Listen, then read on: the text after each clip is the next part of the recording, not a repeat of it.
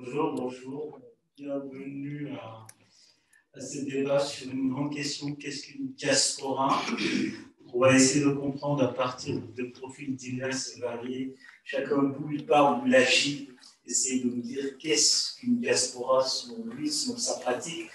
Nous avons à ma droite William Bertonnière, géographe, directeur de recherche au CNRS, vous êtes affecté au Lagon Passage.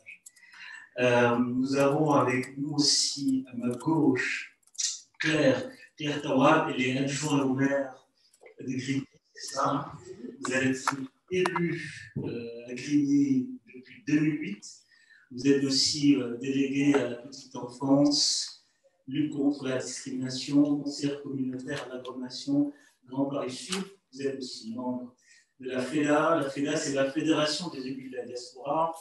Vous êtes président du collectif des élus originaires de Congo-Kinshasa, RDC, membre des SOS Racisme.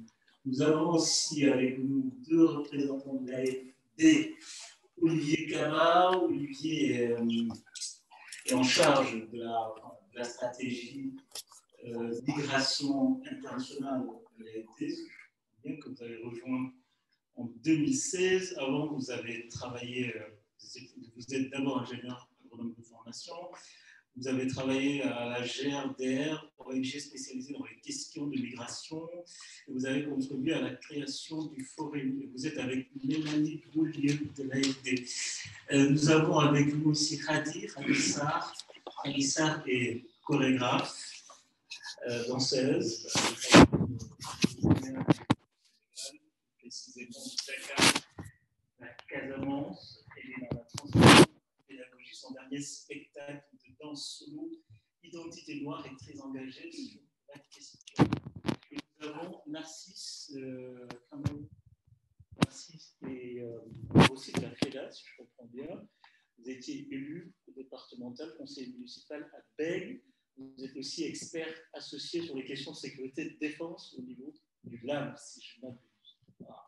Alors, nous avons commencé, moi je propose qu'on commence d'abord par une forme de cadrage théorique, qu'on fasse un tour de table, que chacun nous dise, essaie de faire une esquisse de réponse de là où il est, qu'est-ce qu'une diaspora. Moi je propose de commencer par William Bertonnière peut-être. Voilà. Merci beaucoup. Bonjour à toutes et à tous. Alors peut-être pour essayer effectivement de répondre à la question que vous avez posée, je vais essayer d'éclairer en deux, trois éléments rapides mon point de vue. Tout d'abord, ce que je voudrais dire, c'est qu'on peut éclairer cette question qu'est-ce qu'une diaspora en indiquant que c'est une question récurrente, cette volonté de vouloir définir une diaspora, puisque l'histoire le souligne aujourd'hui, puisqu'il y a presque 20 ans, à Bordeaux, s'organisait un groupe de recherche qui rassemblait différentes unités françaises, bordelaises, parisiennes, poitevines, différents laboratoires de recherche du CNRS, autour de cette question. Et à l'époque, c'est la Maison des sciences de l'homme de Bordeaux qui avait mis en place ce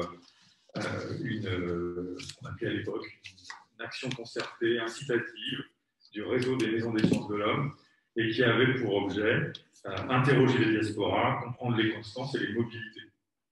Et donc c'est intéressant de voir qu'il y a 20 ans, on est quasi à l'anniversaire de ce programme, au 20e anniversaire de ce programme, nous étions, alors je dis nous, puisque je pense que si elle pouvait être là, ou je ne sais pas, peut-être elle est connectée, mais ma collègue Christine Chivalon, avec qui j'ai coordonné ce programme il y a 20 ans, à l'époque sur les diasporas, pourrait vous dire encore plus sur comment, à l'échelle de Bordeaux, à l'époque j'étais en poste au laboratoire Migrinter à Poitiers, mais comment à l'époque sur Bordeaux, cette question, le fait de mettre en place un projet sur les diasporas et sur qu'est-ce qu'une diaspora à Bordeaux, suscitait comme débat à la fois universitaire, mais aussi dans sa dimension grand public, quels événements on pouvait organiser autour des diasporas, etc.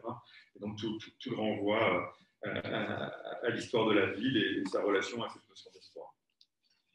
Donc, c'est déjà un point important, c'est de dire qu'il y a une récurrence de cette question, il y a régulièrement le besoin d'essayer de la définir, et de cette manière, d'un point de vue académique, on peut dire qu'aujourd'hui, la question est moins prégnante qu'il y a 20 ans, voire 10 ans, puisque la notion de diaspora, de cette manière, et là, c'est un débat qu'on pourrait avoir, mais au fil de ces 20 dernières années, on peut dire qu'elle a été globalement agglomérée, voire phagocytée par tous les réseaux de recherche qui ont été mis en place à l'échelle européenne, notamment sur les communautés transnationales. Et donc, de cette manière, le terme de diaspora s'est un peu effacé, puisqu'il était, de cette manière, trop dépendant de formes archétypales, trop restreint à des groupes, et on va pouvoir expliquer pourquoi on avait ce sentiment-là. Donc, ce qu'il faut peut-être dire, c'est que, peut-être pour les plus jeunes générations, mais il y a une vingtaine d'années, la recherche française était très en pointe sur cette question de diaspora. Alors, je ne dis pas qu'elle ne l'est pas aujourd'hui, la preuve, toutes les jeunes générations qui animent aujourd'hui la chaire diaspora africaine à Bordeaux en témoignent, mais vous aviez, notamment sur Bordeaux, je viens de la citer, Christine Chivalon, qui développait ses travaux dans un entre-deux disciplinaire entre géographie et anthropologie. Vous aviez un géographe comme Michel Bruno, que vous avez peut-être encore croisé dans certains séminaires à Bordeaux, mais un géographe comme Michel Bruno, qui a été vraiment un chercheur qui a fortement structuré la notion de diaspora en France et qui a publié des ouvrages de référence sur le thème. Et ce qui est intéressant, c'est qu'il y a déjà 20 ans, les problématiques qui peuvent nous paraître aujourd'hui tout à fait conformes à l'ère du temps, diaspora, nouveaux médias, etc., étaient déjà très présentes. C'est-à-dire que comme si on pouvait défendre l'idée que la notion de diaspora amenait aussi des formes, on va dire, avant-gardistes de rapport à certains médiums, notamment les moyens de communication et les nouveaux moyens de communication qui émergeaient à l'époque. Donc là, il y a peut-être aussi une question, est-ce que parler de diaspora et donc de ces modes d'organisation sociale particuliers, singuliers, amène aussi à des rapports en termes avant-gardistes à différents éléments et notamment aux nouveaux médias. Donc, tout le travail qui a été développé au départ à Bordeaux sur cette question-là, donc, a très rapidement amené la question de la notion de diaspora et des approches théoriques. Et on s'était dit que pour développer une approche théorique sur qu'est-ce qu'une diaspora d'un point de vue conceptuel, il fallait dès à présent, dans le programme de recherche que nous défendions, travailler à partir des expériences de la dispersion et des expériences diasporiques. Donc on était plutôt ancré sur, plutôt que de dire qu'est-ce qu'une diaspora, c'était de dire qu'est-ce qu'une diaspora à partir d'un partage, d'une mise en partage des travaux des chercheurs sur l'expérience d'être en diaspora. Et donc c'était vraiment sous cet angle-là, dans un angle totalement dynamique qu'on essayait de se placer, ce qui était un peu à contre-temps, pas à contre-temps, mais qui était un peu en opposition, on va le dire plus clairement, avec toute une recherche nord-américaine à l'époque sur les diasporas, qui n'avait que comme seul objectif d'aboutir à des typologies de diaspora et aboutir à une notion de diaspora sur la base de la production de typologies. Et là, je fais référence évidemment aux travaux de Gabriel Schaeffer pour l'Université hébraïque de Jérusalem, aux travaux de William Safran du côté nord-américain, ou aussi ceux de Kashif Tololian, qui était à l'époque le fondateur de la revue Diaspora. Donc on voit que se mettaient en place deux dynamiques très différentes entre un contexte de recherche nord-américain et un contexte de recherche, on va dire, européen et, on va dire, français sur les diasporas. C'est que la dynamique n'était pas du tout à vouloir donner des typologies. Juste, j'ai repris pour cette introduction des textes qu'on avait produits à l'époque. Donc là, on parle de textes qui ont été produits au début des années 2000. Et on était très heureux dans les premiers séminaires d'inviter Gabriel Schaeffer, qui était vraiment quelqu'un qui avait une renommée mondiale sur la question des diasporas. Et je me rappelle un peu de notre déception dans les premiers séminaires, parce qu'en fait, l'exposé est justement très fermé, très tourné sur cette typologie. Et donc, il nous disait, par exemple, je vous reprends les propos, une diaspora, ces 3 premiers critères minimaux de définition, le maintien et le développement d'une identité collective propre au sein du groupe diasporisé. Donc déjà, on donne une définition d'un objet social, qui peut être la diaspora, tout en caractérisant en même temps ce qu'elle est, parce que une diaspora, c'est le développement d'une identité collective, mais dans un groupe qui est diasporisé, mais on n'a toujours pas défini ce que c'était qu'un groupe diasporisé. Donc, vous voyez un peu les paradoxes auxquels on était confrontés. Le deuxième critère, c'était l'existence d'une organisation interne distincte de celle existant dans le pays d'origine, dans le pays d'accueil. Et maintenant, avec 20 ans de recul, je ne suis pas sûr que nous partageons tous la même vision, en tout cas aussi tranchée de cette question. La présence de liens forts avec la terre d'origine contacterait, par exemple, l'existence de remises ou symboliques, comme dans le vœu répété l'an prochain à Jérusalem avec l'archétype de la diaspora juive.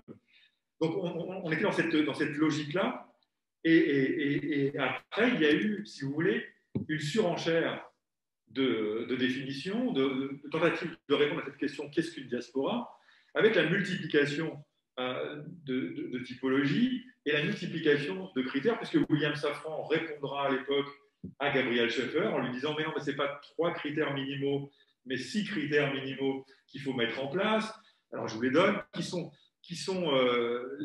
les diasporas sont des communautés de minorités expatriées qui sont dispersées depuis un centre originel vers au moins 2 espaces périphériques, qui maintiennent une mémoire même mythique de la terre d'origine, qui ressentent qu'elles ne sont pas, ou peut-être ne peuvent pas être totalement acceptées dans leur pays d'accueil, qui voient dans leur terre ancestrale un lieu de retour au moment opportun, qui sont engagées dans le maintien ou la restauration d'une terre d'origine, et pour lesquelles la conscience et la solidarité du groupe sont fortement définies par les liens continus avec la terre d'origine.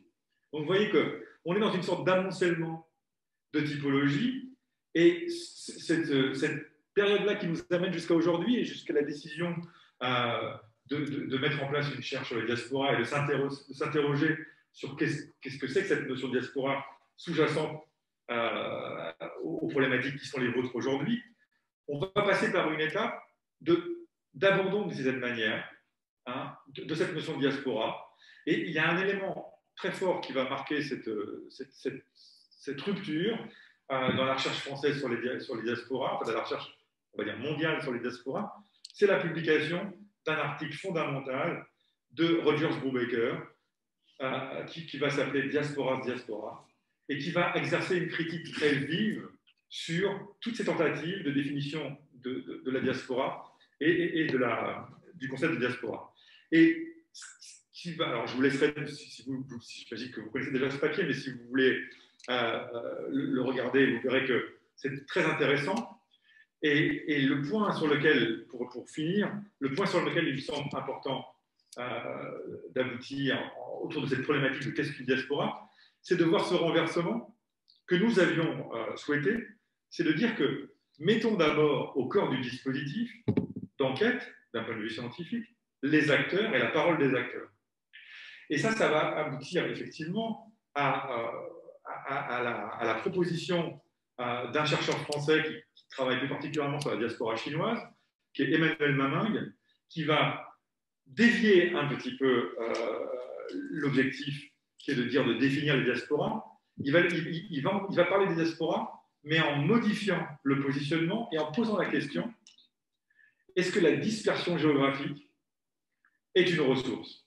Et il dit, voilà, la question que posent les diasporas, c'est ce que dit Emmanuel, la question que posent les diasporas, Emmanuel Mamingue, c'est est-ce que la dispersion géographique constitue une ressource ? Et je vais juste conclure en citant très clairement son point de vue. Il dit « Il s'agit aujourd'hui de comprendre la dispersion géographique d'un corps social. Peut-elle constituer une ressource spatiale, comme une diaspora, peut le vivre de façon subie ou volontaire, peut-être être valorisée, revendiquée, cette dispersion spatiale comme une ressource, par les sujets eux-mêmes.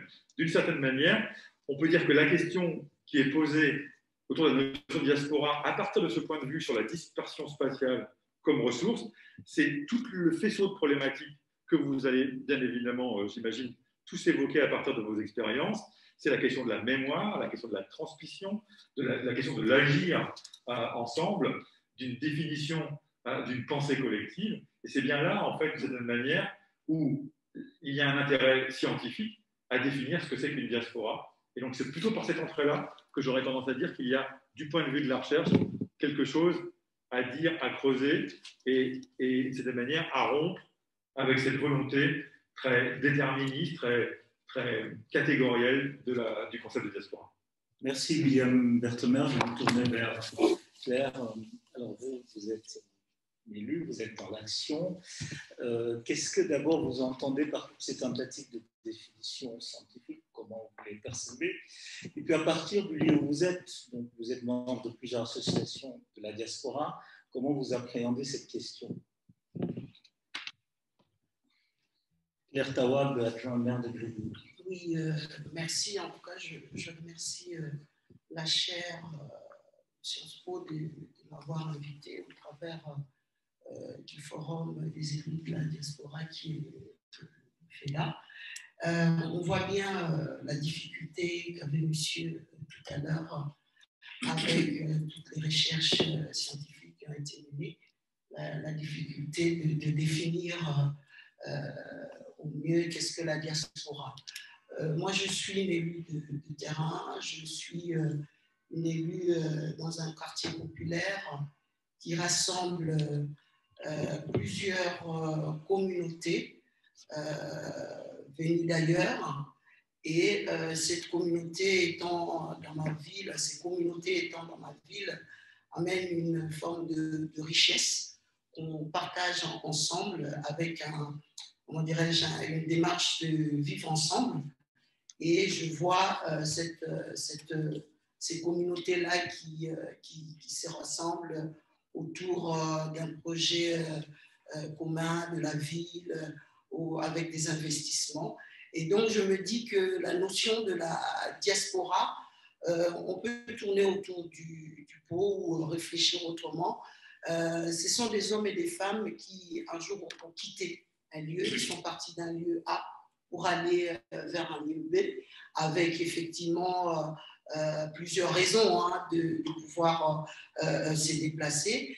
Et quand ils arrivent dans ces lieux où ils vont se poser, c'est là où il y a une identification qui est faite, de se dire, voilà, on leur donne soit un nom, on les identifie venant d'ailleurs, on voit bien, je ne vais pas parler de l'Exode, mais on voit bien par rapport aux Juifs, on voit bien avec l'esclavage, on voit bien avec, aujourd'hui on parle de l'immigration, on voit toutes ces choses-là qui font qu'il y a des humains, à un moment donné, soit par choix, ont décidé de partir de leur vie, de leur quotidien, ou soit par contrainte aussi, ont décidé à un moment donné de quitter et d'aller ailleurs.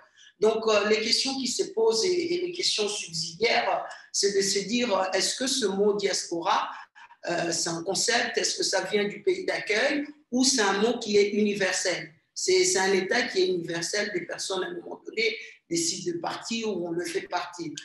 Deuxième chose, la question, donc je réponds par des questions, la question que je me pose, est-ce que cette diaspora-là est uniforme? Est-ce que c'est parce que justement il y a des personnes qui sont nées pour partir, ou est-ce qu'on est appelés tous à partir à un moment où il y a des spécificités sur ces personnes qu'on qualifie des diasporas? Et je me pose aussi la question, quelle est la représentativité de cette diaspora d'une manière interne, de leur point de vue, et de là où ils s'installent, en fait. Si on parle concret, je parle de la France, moi j'ai eu un phénomène migratoire. Si je me dis où on m'appelle aujourd'hui de la diaspora parce qu'à un moment donné, je suis partie de chez moi. Je suis de la RDC, du Congo-Kinshasa. Je suis partie de chez moi à l'âge de 17 ans, 18 ans. Et je suis venue en France, j'ai la cinquantaine, même si ça ne se voit pas. Bon, voilà. À un moment donné, donc, j'ai laissé derrière moi, j'ai laissé ma famille, j'ai laissé mes parents. Je suis venue avec le but d'étudier, de comprendre, d'avoir des bagages et finalement, un jour, de rentrer. Sauf que ça ne s'est pas fait. Et donc, du coup, je suis restée et j'ai vu autour de moi des gens venir avec qui j'interagis, avec qui je fais un bout de chemin, avec qui j'apprends de ces personnes-là. Parce que je ne connaissais pas des Bretons, je ne connaissais pas les gens qui vivaient à Lille, je ne connaissais pas tout ce monde-là, mais du fait que je suis là, j'apprends à les connaître et en même temps, eux aussi, ils apprennent à me connaître moi. Donc, du coup, c'est un échange qui s'est installé parce qu'on vit dans un même environnement qui fait que, voilà, il n'y a pas de... je viens certes d'ailleurs, mais je leur apporte quelque chose et eux que j'ai trouvés ici plutôt sur place, m'ont apporté quelque chose. Alors, pour parler, par exemple, de ma ville de Grigny, on appelle ça une ville-monde parce que toutes les diasporas ou tous ceux ou celles qui sont venus d'ailleurs se retrouvent. Et ils se retrouvent avec leurs identités spécifiques, ils se retrouvent plus ou moins avec des projets, ils se retrouvent en plus avec cette installation qui est là et qui ont donné naissance à des enfants. Donc des enfants qui sont aussi là. Et la question est, est-ce que ces enfants-là, on les appellera issus de la diaspora ou c'est des enfants qui justement sont nés ici en France. Alors, il y avait eu un débat sur le droit du sol hein, qui était là, et ces enfants-là ont la nationalité française. Alors, il y a encore une difficulté, c'est que moi, j'ai acquis la nationalité française. Donc, on m'appellera issu de la diversité. Est-ce que je suis de la diaspora ou je ne le suis pas? Voilà, c'est vraiment un vaste débat parce que je représente en même temps la France, mais en même temps, j'ai gardé mes origines congolaises qui, justement, voilà, me poussent aussi à vouloir me dépasser avec ce que j'ai acquis. Donc, du coup, c'est une question qui est vaste. C'est selon le positionnement où on se trouve et c'est selon, comment dirais-je, on tire de bénéfice de cette notion-là. Mais de ce que j'ai vu de ces 2 jours de participation au forum, beaucoup de choses ont été dites, mais surtout sur l'aspect difficulté. Difficulté de pouvoir s'intégrer, difficulté de retour ou pas, difficulté de pouvoir, de voir la continuité avec les enfants qui sont nés là, mais on n'a pas parlé en tout cas de mon avis, on n'a pas parlé de l'apport positif qui a été porté. Parce que l'apport positif, c'est quoi? C'est qu'on ne va pas se leurrer, c'est-à-dire on acquiert des bagages ici en tant qu'étudiant. On acquiert des bagages que justement on peut justement mettre à disposition du pays d'où on vient, à condition qu'eux, ils acceptent. Effectivement, c'est une question d'acceptation parce que souvent, l'idée qu'on a de la diaspora ou ceux qui sont partis et qui sont restés longtemps à l'Occident, si on prend cet exemple-là, ils sont considérés à peu près comme des opposants à quoi, à qui, à quelle manière politique, mais alors que ce sont des bénéfices pour ces pays-là, parce qu'on ne va pas se leurrer, hein, on voit comment on est au 21e siècle, comment les choses évoluent, et je pense que des étudiants qui sont ici, des cadres qui sont ici, des élus qui sont ici, qui ont acquis une certaine expertise sur les fonctionnements des choses, ont des choses à donner au niveau de ceux qui sont restés. Je pense qu'on en débattra tout à l'heure. Voilà. Merci Claire Tawad, adjointe maire de Grigny et membre de la Fédération des élus de la diaspora africaine. Je vais me tourner vers nos amis de l'AFD. Tout à l'heure, je n'ai pas présenté Mélodie Beaujeu. Mélodie Beaujeu est donc chercheuse en sciences sociales. Elle est une des animatrices du blog des Infox et chef de projet à l'AFD. Olivier, je l'ai présenté tout à l'heure. Alors, du point de vue de l'AFD, comment on appréhende ou on définit la notion de diaspora quand on doit mettre en place une stratégie d'action? On commence par Olivier Cavard. Ok. Alors, l'AFD, c'est une agence de développement, une banque de développement. Donc, je dirais que je donnerai des éléments selon deux points de vue. Je dirais le point de vue de l'institution. Donc, on a besoin effectivement toujours, nous, les institutions, besoin de cette définition. Et je pense que du point de vue de l'institution, ce n'est pas évident parce que nous, on travaille sur les migrations en général. Donc, voilà, si on devait caractériser les gens qui sont en mobilité, donc les migrants, d'une manière, ça se réfère aux politiques nationales migratoires. Donc, effectivement, ça varie en fonction de l'endroit où on est, mais par contre, chaque pays est capable de dire qui est immigré, qui est de la nationalité du pays, qui est résident. Enfin, voilà, c'est quelque chose de très statutaire et qui se définit au niveau national par une politique migratoire. Et on voit bien en ce moment, elles prennent beaucoup d'énergie à nos gouvernements, ces politiques migratoires. Les réfugiés, c'est pareil. C'est un statut là, qui dépend plus d'une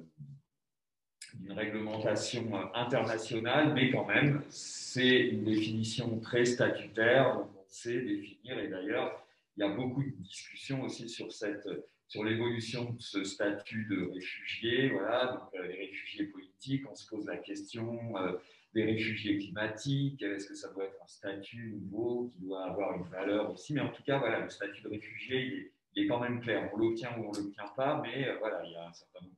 Alors que pour les diasporas, effectivement, pour moi, on est sur quelque chose qui n'a pas, une notion qui n'a pas de réalité, j'ai envie de dire, légale ou juridique. Donc, bien entendu, pour nous, en tant qu'institution, on ne peut pas s'appuyer sur une définition légale et juridique. Mais quand même, parmi la pléthore des agences internationales, il y en a une qui s'occupe particulièrement de migration, qui s'appelle l'Organisation internationale des migrations, et qui nous a concocté une petite définition. Et nous, donc, c'est notre référence en tant qu'acteur de développement.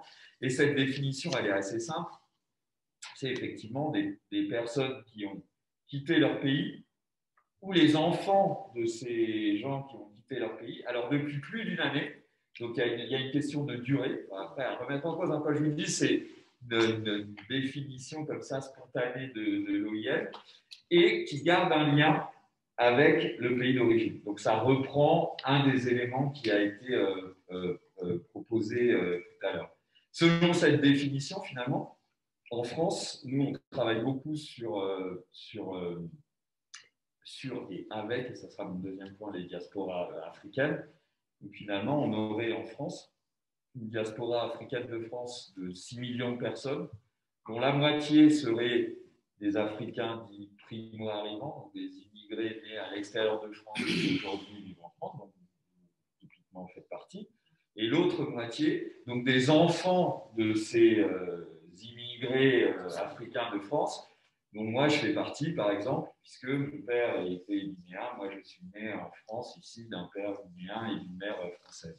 Donc sur 6 millions de personnes de cette diaspora africaine de France, 3 millions sont des gens qui sont arrivés en France, 3 millions sont des Français d'origine, deuxième ou troisième génération. Donc voilà pour la partie, j'ai envie de dire, définition institutionnelle. Et le deuxième élément pour moi de la définition, et c'est ça qui nous, je pense, caractérise l'Agence française de développement, on est un opérateur qui fait des actions sur le terrain, c'est l'idée d'agir.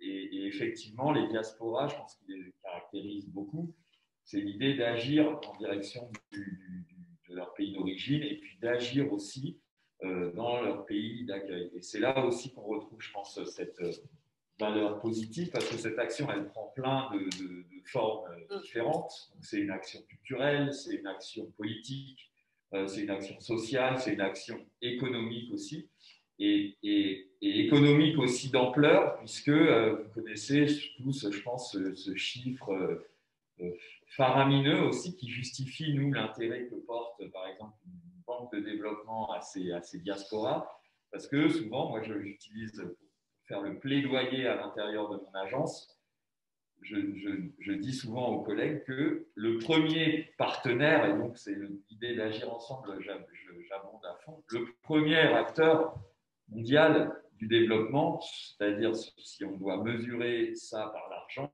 c'est quand même un des indicateurs de mesure en ce moment qui fonctionnent bien, c'est bien les diasporas, puisqu'on sait que les transferts des diasporas, c'est 3 fois l'aide publique au développement. Donc, pour le coup, je pense que ce qui caractérise l'action des diasporas dans notre monde, nous, des agences de développement, c'est leur puissance économique et de 2 aussi leur fidélité. C'est-à-dire que, effectivement, je suis diaspora, j'arrive ici en France dans les années 70, on est en 2020, je suis toujours en train de cotiser pour réaliser des actions dans mon village d'origine. Donc, je pense qu'il y a cette notion aussi de durabilité, quoi. C'est cette fidélité au pays d'origine et ce lien sans faille, j'ai envie de dire, au pays d'origine. Alors, qui évolue avec les nouvelles générations, mais en tout cas, qu'on installe dans la durée. Autant nous, les agences, des fois, on change de pays, on change de sujet, on est un petit peu, des fois, volatile. Autant on ne peut pas avoir ce reproche en direction des diasporas. Juste une précision, vous êtes une agence ou une banque? Une agence et une banque. Ah, alors. Parce que vous là, on est distinctement les termes. Est-ce qu'on est en train de définir les. Non, mais je veux juste comprendre qu'est-ce qu'elle a été, parce que tantôt c'est une banque, tantôt c'est une agence. Non, mais c'est bien, vous avez bien ciblé. Ça dépend de l'interlocuteur et ça dépend de la banque. C'est comme la diaspora. Ça dépend des intérêts de la FD. Exactement. On saura vous dire qu'on est une banque si ça ne nous arrange pas et une agence si ça nous arrange. Et on va rester, on va donner la parole à Mélodie Beaujeu, qui est chef de mission ici à l'AFD. Merci. Donc, en complément de ce que disait Olivier, je pense qu'il a mis l'accent sur quelque chose d'important, c'est que l'intérêt pour ce qu'on appelle les diasporas à l'AFD ne vient pas de nulle part, hein, il faut se le dire clairement. Il y a eu, c'est pas seulement l'AFD, il y a une série d'institutions en France, en Europe, qui, voilà, vers les années 2000, une espèce de conscientisation, tout d'un coup, de prise de conscience de ce pouvoir économique, de l'importance de ces transferts de fonds.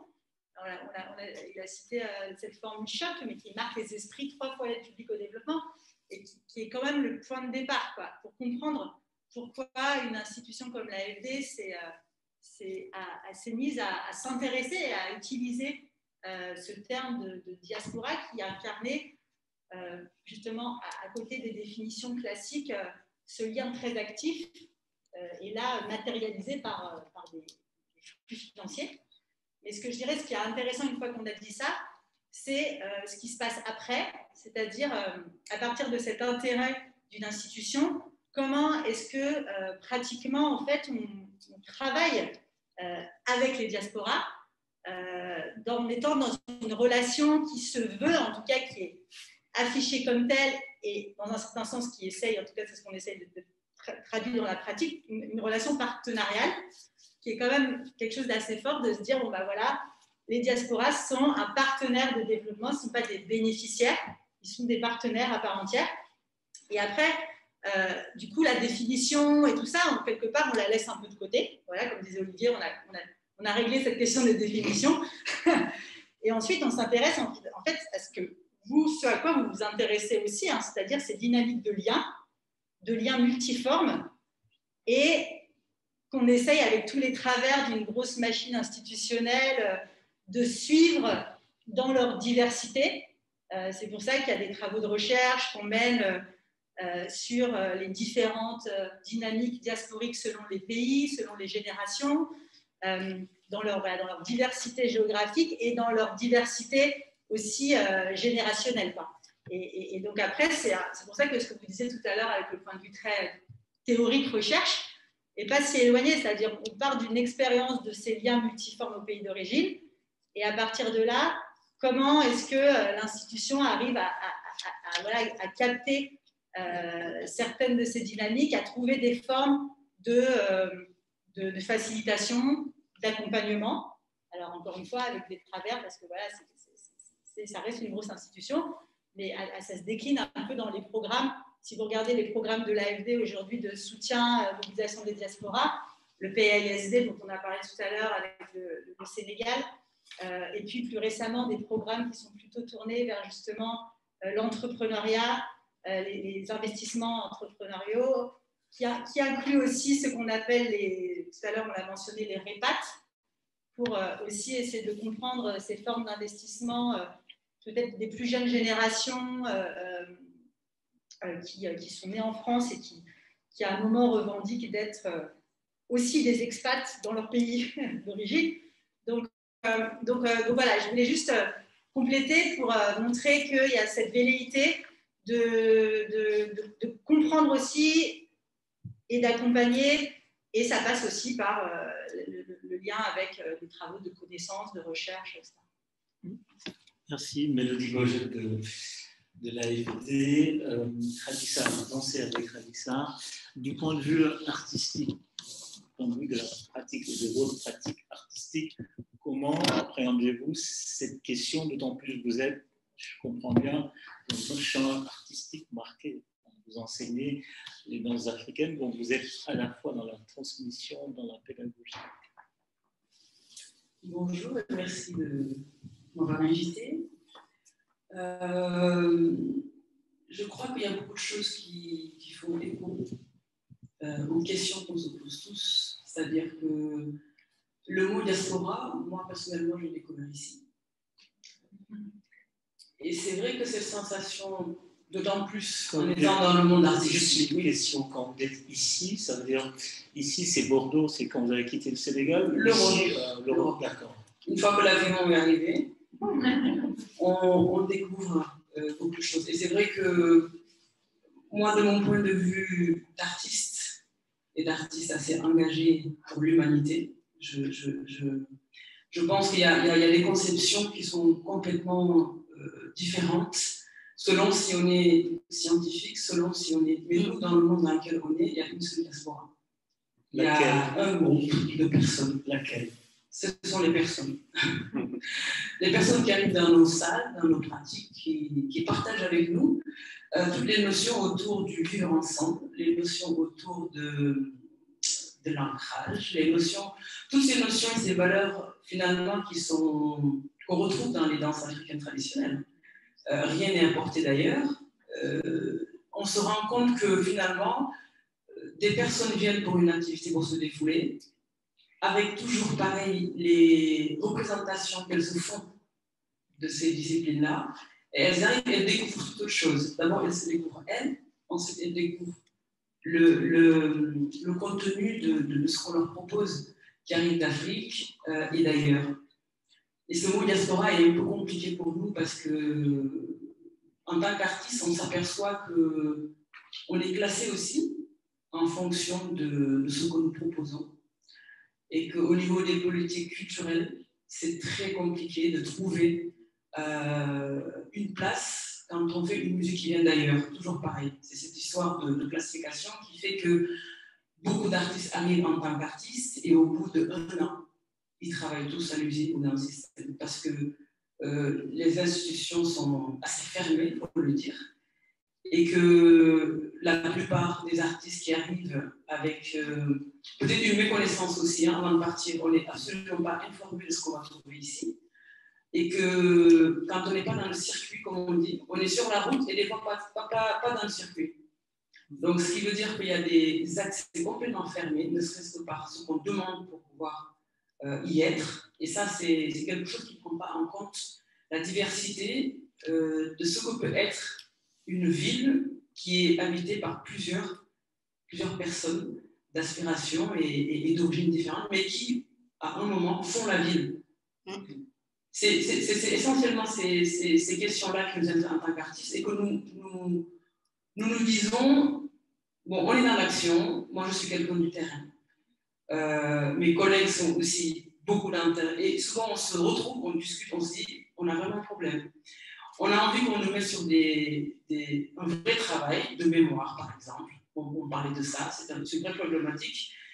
Et sur ce travail de mémoire, il y a beaucoup d'associations. Mémoire et Partage sont là. Je salue Carpe Diallo qui est là au passage. Et au niveau des artistes, on est quand même partenaire avec tout le monde. Moi, je suis apolitique, je ne fais aucune politique pour personne, mais il y a des questions sur lesquelles on aimerait se retrouver autour des tables avec les personnes et discuter. Et de dire artistiquement comment on peut traiter ces questions-là, comment on peut partager, nous aussi, notre expérience avec tout le monde, arriver à casser tous les murs, parce que forcément, il y a beaucoup de choses. Moi, je découvre toutes les structures qui existent autour de la diaspora. De temps en temps, on découvre qu'il y a une étude qui a été faite sur les diasporas, mais nous, personnellement, on n'a jamais été questionnés, on n'a jamais été autour des tables. Et il y a cette sensation, et on s'est aperçu de ça, toutes les générations qui ont connu sur Bordeaux, en tout cas au niveau artistique. Tout récemment, on s'est mis en collectif. Donc, on est en train de créer un collectif d'artistes sur Bordeaux autour de ça, de dire comment on passe à côté de tout ce qui se discute quand on n'est pas là, et comment, quand même, malgré tout, ça nous concerne, et quelque part, on se retrouve au bout du chemin à nous poser des questions, comment ça se passe. Alors que je pense qu'il y a beaucoup d'événements ou beaucoup d'espaces ou beaucoup de réflexions autour desquelles, si ce n'est pas fermé uniquement aux scientifiques ou uniquement à certaines personnes, je pense que les artistes, une fois de plus, selon comment on est perçu, on pourrait apporter beaucoup de choses. Moi, personnellement, je suis venue pour des études de gestion. J'ai toujours dansé, mais il y a eu aussi ce parcours-là. Donc, la gestion, j'ai fait mon chemin avec et j'ai laissé très vite. Parce que ma mission et mon chemin de vie étaient ailleurs. Mais ce qui est sûr, c'est que de très très belles choses se passent. Moi, j'ai vraiment l'impression qu'il y a des discours politiques, il y a des structures, chacun voit midi à sa porte, mais sur le terrain, le vivre ensemble, nous on le sent complètement. Et c'est ça, moi personnellement, qui m'anime et qui fait que je suis persuadée que c'est que par le faire ensemble, au-delà de tout ce qu'on entend, parce qu'on s'est aperçu aussi que l'Europe était une population qui lit beaucoup de choses, et beaucoup de choses ont été écrites, et on s'aperçoit que les gens, beaucoup nous disent on a besoin de reformater un tout petit peu le disque, de revenir, de nous dire ok, ça veut dire quoi être immigré, justement on n'est pas que des bénéficiaires, on voit les personnes comme ça, mais en fait le temps de rencontre, le temps de partage et le temps de quand même refaire les choses et de repartir sur de nouvelles bases est assez urgent. Et ça, voilà, c'est quelque chose, moi, personnellement, au niveau de ma pratique. Je donne la parole à Narcisse, mais avant, je vais vous provoquer, parce que je sens une contradiction dans votre discours. Vous commencez par dire que vous n'êtes d'aucune diaspora. En même temps, il y a un désir d'y être. On est absent là où ça se fait, ça se définit. Je sens quelque chose de... Alors, justement, on est obligé dans cette opposition-là parce qu'on y met dans cette opposition. Nous, à la base, on ne demande rien. On ne demande absolument rien. Mais c'est en nous apercevant que justement, on n'est peut-être pas là où il faut être en fonction de là où on nous a défini, qu'on ne bénéficie pas de... Vous définissez en fonction de l'absence. C'est ça. C'est-à-dire que quand on ne sait pas qu'on est nommé d'une certaine façon, beaucoup de choses nous échappent aussi. Oui. C'est-à-dire que moi, j'ai découvert, par exemple, sur Internet, je suis tombée sur des thèses, alors tout est pareil, tout est discutable, mais juste une parenthèse pour dire qu'en étant très passionné, très engagé dans ce que la culture et l'art peuvent offrir de meilleur donc au monde, quand on découvre que quand même des études ont été menées sur le terrain par des gens, des fois, qu'on a permis d'accéder au terrain, qui font tout un tas d'écrits sur 300 pages et qui n'ont pas été validés ni par les gens sur place, mais juste par aussi tout le circuit universitaire. On se dit, il y a des gens quand même qui prennent référence sur ça, juste parce que c'est ce circuit qui a été organisé comme ça, et de là découle beaucoup de choses quand même. On décide en fonction des références qu'on a, on décide, donc il y a quand même un changement de paradigme qui doit absolument s'opérer. Sinon c'est compliqué, et moi je ne me sens pas diaspora, je me sens juste ce que je suis, et je sens les personnes qui sont autour de nous aussi, en fonction de leur énergie, et là-dessus il n'y a pas de différence. Merci. On va y revenir. Narcisse Camaillon, de Narcisse, vous êtes élu à Bègue, contexte local. Vous avez écouté beaucoup de choses. Qu'est-ce que vous retenez? Qu'est-ce que vous nous dites? Je sais que vous êtes très attaché à la notion de coopération décentralisée. Mais la diaspora, pour vous, qu'est-ce donc? Comment à Bègue, vous qui avez été élu dans un contexte local, abordez-vous cette question? Je vous remercie. Donc, moi, c'est Narcisse Kamaïgo. Je voulais tout simplement compléter donc, la présentation. Je suis un ancien élu d'ABEG, délégué à l'éducation et citoyenneté, et conseiller départemental au conseil départemental d'Aquitaine. Et donc, je suis de formation ingénieur en management de l'université de l'État. Et puis, donc, je passe aussi, je suis diplômé de la chaire défense et industrie à l'université de Bordeaux, donc, qui est attaché aussi à Sciences Po. D'où le lien avec l'UNAM, parce que, réfléchissant sur le concept de la diaspora, pour savoir pourquoi on a des migrants pour qu'ils viennent, donc j'ai travaillé sur les conflictualités armées. Donc, notamment dans des pays africains qui font que c'est aussi l'origine des migrations. Bref, je suis aussi président, donc, notamment de l'association des élus de la diaspora pour la coopération décentralisée. Donc là, je vais vous parler beaucoup plus de mes vécus en tant que citoyen de la diaspora. Les définitions qu'on a données ici, on le prend comme on veut, mais quand on revient sur ses propres vécus, ses propres origines, comment on nous a appelé diaspora du jour au lendemain, et comment nous avons accepté, et comment on doit vivre avec, et comment nous allons essayer aussi, c'est mon objectif, d'avoir une bonne gouvernance politique et institutionnelle en tant que politique. C'est-à-dire mettre en valeur la présence de la diaspora selon notamment des critères qui sont définis. Tout à l'heure, on parlait de la migration privilégiée. On parle beaucoup plus de la diaspora française, américaine ou encore canadienne, on parlera jamais de la diaspora interafricaine. Qu'est-ce qui fera que le Sénégalais qui va vivre en République centrafricaine n'est pas aussi une diaspora dans l'autre pays en question?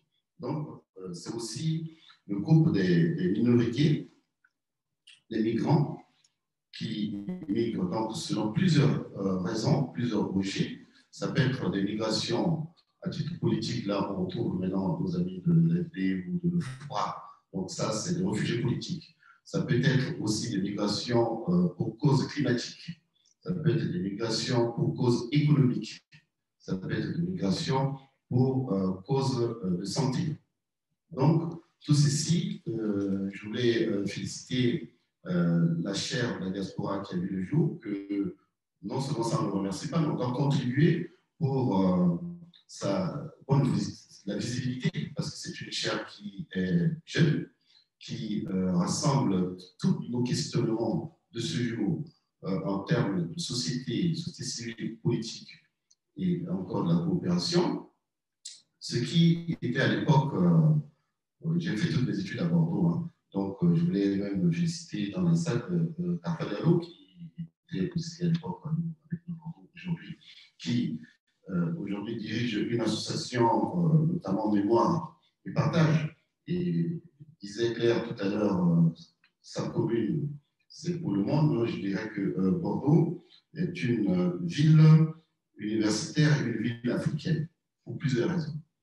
Donc, moi, je suis arrivé en France à l'âge de 18 ans, comme tout le monde, hein, on est venu pour faire des études, parce qu'il y a aussi des origines d'émigration.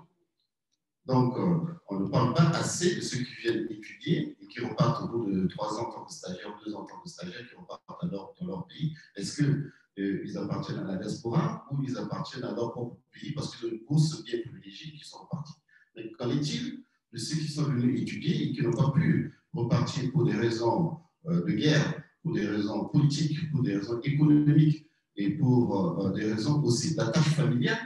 Parce qu'ils se sont mariés avec un couple mixte, ou ils se sont retrouvés entre ici, ils ont eu des enfants, et pour retourner, quand on parle des repartes, ou c'est des repartes, excusez-moi pour le terme, mais pour repartir dans son pays, il faut aussi avoir le minimum vital, le minimum de confort que tu as ici avec ta famille pour repartir. Donc, on attend pour repartir, on attend, le temps passe, le temps passe, le temps passe, et voilà qu'on devient grand-père. Et voilà qu'on est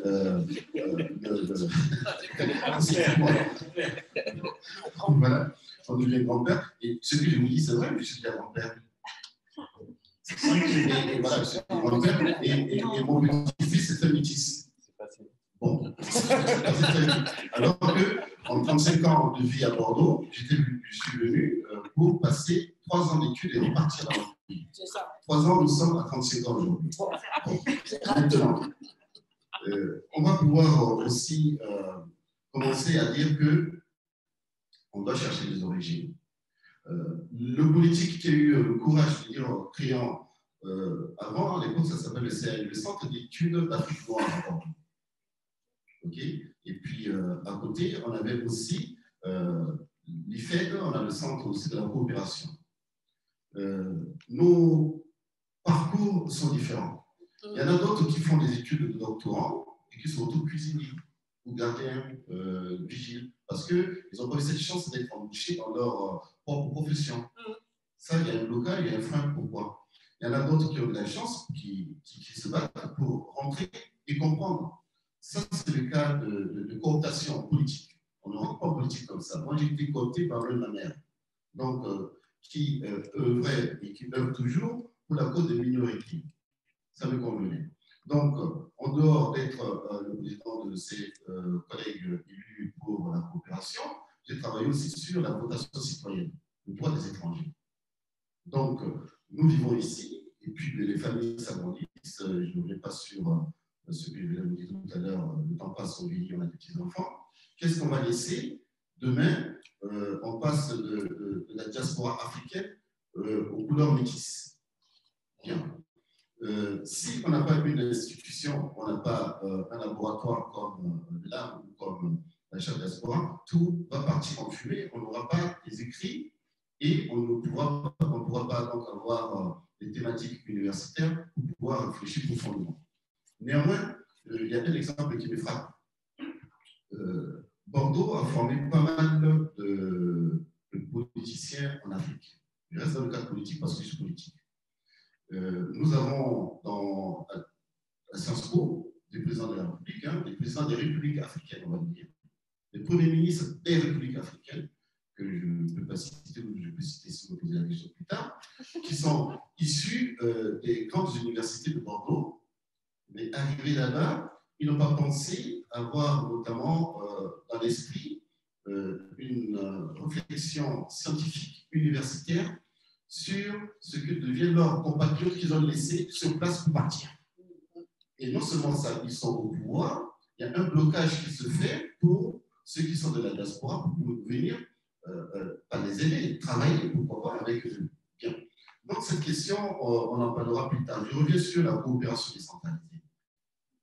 Je pense que c'est le seul moyen de ramener les associations issues de la diaspora dans les collectivités locales, ainsi que les mairies, parce qu'il y a quand même une loi qui a été votée, c'est la loi Houdin, la loi Santini, la coopération décentralisée a été normalisée dans toutes les collectivités du Sud et du Nord. Donc c'est ainsi qu'en faisant ce pas, je quitterai un peu la France pour aller voir ce qui se passe de l'autre côté dans les pays africains. Pas n'importe quel. J'ai fait le Sénégal, j'ai fait de la coopération, j'ai fait de la coopération aussi avec la République centrafricaine, qui est très difficile comme pays.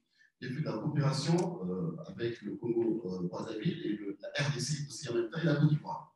Ce qui fait qu'on voit beaucoup d'ouverture, on voit beaucoup de possibilités pour la diaspora, et c'est le manque d'informations et surtout l'incompréhension au niveau de mécanismes qu'on n'arrive pas à expliquer correctement à la diaspora africaine pour pouvoir repartir chez elle dignement.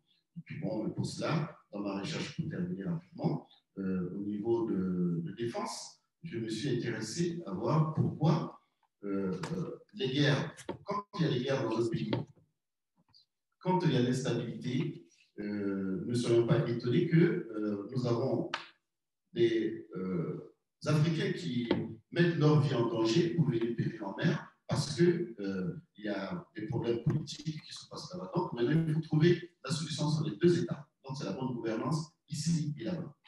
Merci, Camaillon. Merci. Je retiens une phrase qui me marque à la suite de Khadi. Vous avez commencé par dire « Je suis un citoyen de la diaspora ». Et je me suis dit, il faut que vous invitiez Khadi dans votre pays. Parce que je trouve ça assez intéressant. Je vais juste poser une question à Berthomière, peut-être qui veut répondre avant de donner la parole à la salle. Moi, je suis un peu comme Hadi. La notion de diaspora, je l'ai découverte avant d'arriver dans l'avion, mais je l'ai découverte au pays. Mais je l'ai découverte dans une définition que je ne retrouve nulle part dans ce que j'ai entendu. La première fois que j'ai rencontré cette notion, c'était lié à une identité qui est plutôt de l'ordre de la religion. Quand j'en ai appris, c'était la diaspora juive. Et dans toutes les discussions, voilà, j'entends pas, enfin, j'entends des discussions, beaucoup de définitions qui ont trait à la géographie. Et moi, je l'ai rencontré la notion de diaspora, en tout cas, quand on est dans cette partie du monde, on le rencontre dans la littérature. Je m'interroge. Non, mais je pense que vous avez raison de le souligner, mais pourquoi est-ce qu'il y a eu vous faites référence à la diaspora juive pour parler de la notion de diaspora? Bon, évidemment, le terme de diaspora est totalement lié à l'expérience juive de l'exil. Effectivement, le terme diaspora est une traduction en grec de cette notion de galout. Galout qui en hébreu signifie vraiment la dispersion. Donc là, il y a effectivement un modèle qui fait référence, qui est archétypal, mais au-delà de cette référence-là, pourquoi est-ce qu'on a pris appui sur des minorités très clairement identifiées? Il y a la diaspora juive, diaspora arménienne notamment. C'est vraiment lié donc, à l'idée que la diaspora pourrait se différencier de la migration classique liée à un exil forcé ou à un traumatisme qui serait originel. Mais au-delà de ce modèle qui, encore une fois, a été débattu et longuement étudié, on en a montré les limites, ce qui fait sens malgré tout, c'est que, quoi qu'on le... Dans n'importe quel groupe, à un moment, se pose la question des origines, et que se poser la question des origines a amené effectivement à voir qu'on pouvait se poser la question des origines d'un point de vue collectif, et que ça pouvait amener effectivement cette dimension collective du rapport à l'origine, pouvait amener une dimension, une volonté d'agir ensemble, et c'est agir ensemble qui là va donner un peu plus corps à la question de diaspora, qui va la différencier de dénominateur classique, de celui de migrants. Alors, vous avez évoqué aussi la difficulté, parce que les termes qui parlent de la question de l'expérience migratoire font quelquefois référence à un statut juridique, font quelquefois référence à alors, c'est pas un statut, une dénomination qui serait pseudo-scientifique, si on prend la référence de l'OMI. Bon, voilà, qu'est-ce que fait l'OMI? Elle sait qu'un migrant international, c'est celui qui a passé plus d'1 an en dehors de ses frontières, de son pays d'origine. Donc, elle va ajouter, pour montrer la spécificité des diasporas, l'idée qu'il maintiendrait des liens. Mais on voit que tout ça est très fragile. Donc, de cette manière, j'aurais tendance à dire qu'encore une fois, essayons de fuir cette idée de dénomination, de définition, puisqu'on a bien compris que le terme de lui-même visait à embrasser un rapport à l'origine d'une grande diversité. Par contre, ce qu'on peut se poser comme question, c'est qui parle et qui mobilise cette notion de diaspora? Parce que là, on apprend quelque chose. Est-ce que, comme vous l'avez dit tout à l'heure très justement, quelquefois on parle d'une diaspora, mais qui parle? Qui prend la parole pour cette diaspora? Vous l'avez dit, il y a une sorte de frustration, voire même une sorte... Vous avez poussé le gradient un peu plus loin que ce qu'on a l'habitude d'entendre, c'est-à-dire qu'il y a, dans certains cas, on dit oui, il y a une forme de frustration parce qu'on parle de moi, on parle de ce groupe auquel j'appartiens ou je devrais appartenir par la question de mes origines. Donc, on me décrit par mes origines, mais en même temps, dans ces recherches-là, on ne mesure pas les conséquences de cet acte. Et là, vous avez tout à fait raison. Et je pense que c'est quelque chose qui fait partie encore d'une forme de non-dit. Et vous avez pointé quelque chose de très intéressant qui devrait faire, à mon sens, effectivement l'objet de plus de recherches aujourd'hui. C'est les conséquences des pratiques de recherche qui sont faites autour de la question des diasporas. Et donc là, la parole des acteurs est encore très, très importante. Et ce qui est très intéressant aussi dans la manière dont vous avez abordé la question, c'est que vous avez un peu renversé la question de la diaspora puisque de cette manière, on l'a toujours pensé dans une dispersion, et dans une dispersion qui serait presque temporaire, on serait un peu suspendu dans cette dispersion jusqu'au jour où le retour pourrait s'opérer, etc. Mais vous avez choisi de parler de la diaspora en mettant dès à présent au cœur de la réflexion le terme d'ancrage. Et donc là, vous avez un peu renversé le propos parce que vous avez tout à fait raison de dire qu'aujourd'hui, la question de la diaspora, elle s'entend, elle peut se comprendre dans ce rapport à l'ancrage et dans cette façon de penser l'ancrage. Donc je pense qu'effectivement, il y a tout un ensemble d'ajustements à opérer. Et le plus important, surtout, c'est de ne pas essayer, je pense aujourd'hui, de vouloir coller à des modèles et coller à... Et posons-nous la question de qui mobilise ce terme. Est-ce qu'on parle de groupe ou est-ce que c'est le groupe lui-même qui parle et comment est-ce que tout ça se met en place? Et notamment, avec la question, on va revenir à la question du développement, par exemple, et de rapport au pays d'origine. Il faut dire aussi très clairement que dans une partie des discours d'État sur les diasporas, on voit qu'il n'y a pas d'issue pour les personnes concernées. Il y a par exemple une sorte d'injonction à appartenir, d'injonction à l'aide au pays d'origine, etc., etc. Alors qu'on pourrait très bien penser la diaspora en s'émancipant de cette injonction-là. En tout cas, on pourrait éviter. Donc ça amène à poser la question de qui parle. Et ça, c'est à mon avis le plus important. Je vais donner la parole à la salle, aux acteurs, aux chercheurs qui font 300 pages sans parler à Khadi. J'ai juste une question, mais vraiment j'en profite parce que j'ai noté bien que Liam parle de groupe, mobilise mais vous parlez de communauté, conçue diaspora. Là, il y a une définition plutôt économique. Est-ce qu'au fond, que vous rejoignez, est-ce qu'au fond, ce n'est pas une modalité de mobilisation économique, finalement, je vous dis, à Claire et à peut-être Olivier? Alors, on en revient au positionnement où nous sommes à la définition de chacun. C'est-à-dire, est-ce qu'on parle de communauté parce qu'ils parlent la même langue ou ils viennent du même pays? Est-ce qu'on parle du groupe parce qu'on les a... Ma question est plus précise que ça. Est-ce que pour vous, politiques élus, est-ce que ce n'est pas juste une modalité de mobilisation? Est-ce que pour l'AFD, qui est une banque ou une agence, est-ce que ce n'est pas une modalité de mobilisation de l'État? Non, pas forcément. On évite justement de parler en termes de communauté pour justement ne pas stigmatiser. Parce que quand on parle des communautés, il y a toujours des personnes qui peuvent essayer de rajouter dessus. Là, on ira vers la discrimination sur la couleur, sur le genre, sur toutes ces choses-là. En tout cas, au niveau de politique, quand on est dans le terme du vivre ensemble en considérant l'humain, c'est-à-dire on met l'humanité avant toute chose, bien que effectivement il y a des stigmatisations qui se font, on va dire, quelque part, d'où justement il y a ce mouvement-là de lutte contre les discriminations pour essayer de recadrer les choses, de faire sens sur l'humanité même des personnes qui viennent, qui sont d'ici ou d'ailleurs.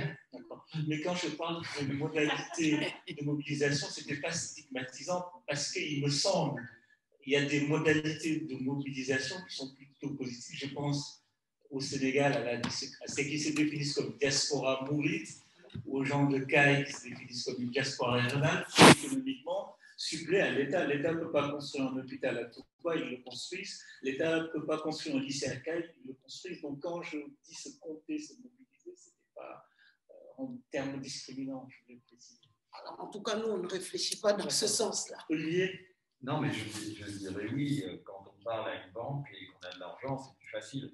Donc oui, c'est, je pense, la dimension un peu multi-facette, justement, en fonction de où on est, de qui on parle. Diaspora, ça va être ça, ça va être ça, ça va être ça, parce que finalement, c'est des individus regroupés avec une multitude de caractéristiques de qualité, d'ambition, voilà. Donc, au bout du compte, c'est quelque chose de très multiforme et qui peut s'exprimer de manière, j'ai envie de dire, en étant adapté, mais sur énormément de sujets sociaux, politiques, économiques, etc. Je voulais juste revenir sur votre idée aussi. C'est vrai que le mot de diaspora n'est pas employé par les diasporas elles-mêmes. Oh, si, parfois. À force. Je veux dire, pas forcément. Non, mais. Les citoyens de la diaspora. Pas forcément trop, en tout cas, moi je me dis, mais surtout, je reviendrai sur l'idée de. Je comprends votre point de vue aussi sur l'ancrage, on est des citoyens du monde, de vivre ensemble et tout, je partage à 100%. Et je crois aussi qu'il y a autour des diasporas aussi, je pense qu'il y a la question aussi de ceux qui utilisent les diasporas, moi j'en ai fait partie et je pense qu'on est beaucoup de jeunes d'origine africaine à utiliser aussi cette question des diasporas, parce que je pense que ce qui nous distingue, c'est que nous, on a souvent besoin d'un travail aussi de construction identitaire plus fort.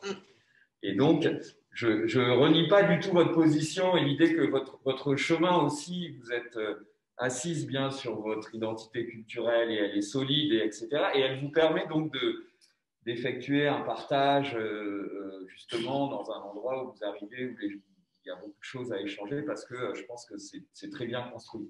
Et je pense que pour des générations comme les nôtres, nées ici, où cette identité aussi, elle est très questionnée par l'extérieur, le rôle des diasporas, il est là aussi. Il est de nous permettre justement de répondre à certaines questions, de faire le lien entre les générations. Et comme il disait, voilà, moi je ne crois pas du tout qu'au fil des générations, les choses doivent se perdre, mais je pense qu'au contraire, elles doivent s'arroser, s'entretenir pour que vos petits-enfants métis continuent à comprendre qu'est-ce que ça signifie aussi d'être métis. Donc, c'est pour ça que je mettrai aussi les apports aussi que ça peut avoir dans la construction aussi citoyenne d'identité de alors, c'est vrai que je parlais d'ancrage, mais du coup, d'ancrage pour tout le monde.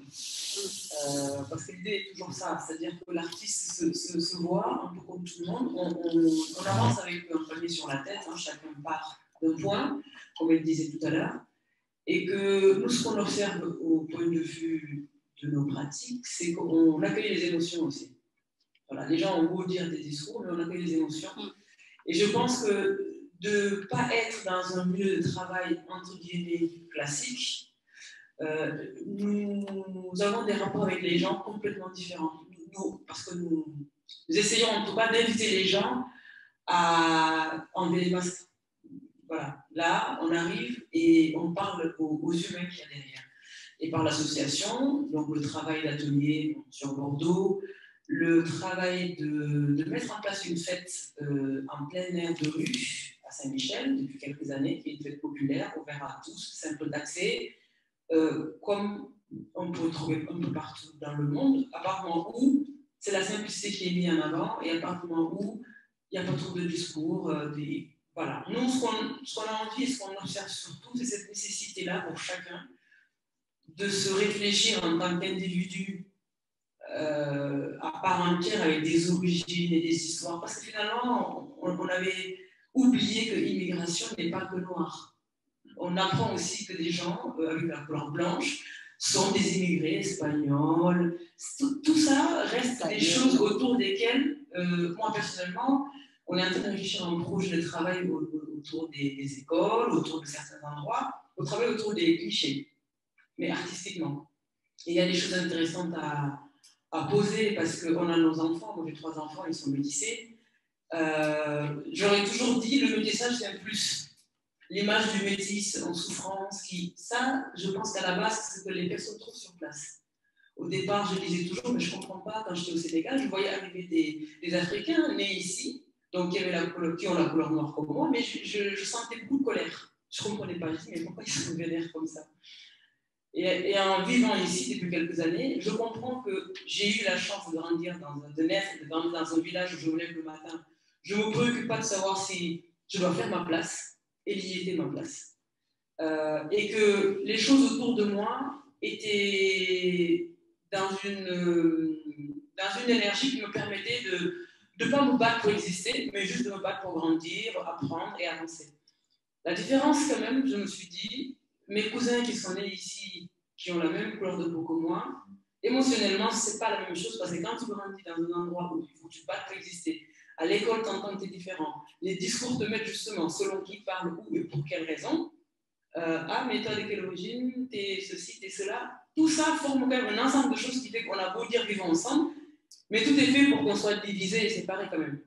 Donc, au bout d'un moment, c'est juste ça qui est compliqué, je trouve.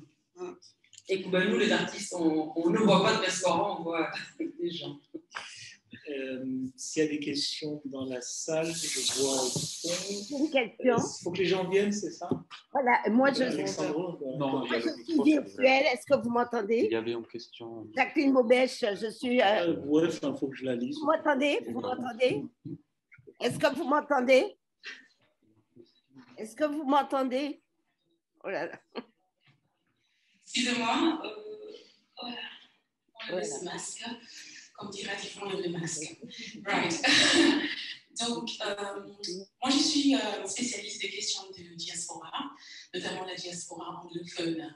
Et là, j'ai entendu les définitions que William Barthélémy vient de parler de saffron, shipper, broker, etc. Mais je pense que quand on parle de la définition de la diaspora noire, il faut qu'on voit que la définition de la diaspora noire a commencé avec la diaspora transatlantique, c'est-à-dire la diaspora afro-américaine, la diaspora noire caribéenne. Et que depuis peut-être les 20 dernières années qu'on commence à, en anglais on dit le paradigm shift, c'est-à-dire on ne voit plus, moi je parle des pays anglophones, notamment en Angleterre, on ne voit plus l'Africain comme immigré, on le voit maintenant comme un diaspora. Donc je pense que la définition de la diaspora noire africaine est beaucoup plus récente par rapport à ce qui est la définition de la diaspora arménienne, la diaspora juive, la diaspora grecque ou la diaspora, les autres diasporas, c'est-à-dire italien, espagnol, etc. Donc je pense qu'il y a un processus de intégration de cette nouvelle notion de diaspora noire et de passer d'aspect de victimisation à une forme de empowerment, comme on dit dans le monde anglophone. Donc je pense qu'il faut aussi qu'on se rende compte que ça va prendre du temps à internaliser, qu'on n'est plus immigré, mais on est aussi diaspora qui peut à la fois contribuer pour le pays d'accueil comme pour le pays d'origine, dépendant sur quel curseur qu'on est et qu'est-ce qu'on peut apporter dans les deux mondes, que ce soit politique, culturel, économique, et aussi les politiques que les deux pôles mettent en place pour capitaliser sur cette capitale économique, éducation,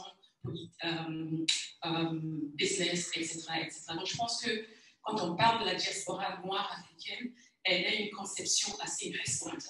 Donc, on peut aussi comprendre les problématiques qui lient à la fois dans cette définition de la diaspora et aussi les retours qu'on a parlé ce matin à Sciences Po. Merci.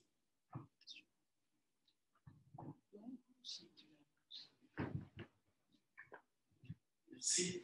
Je voudrais juste apporter un témoignage, sinon une position par rapport à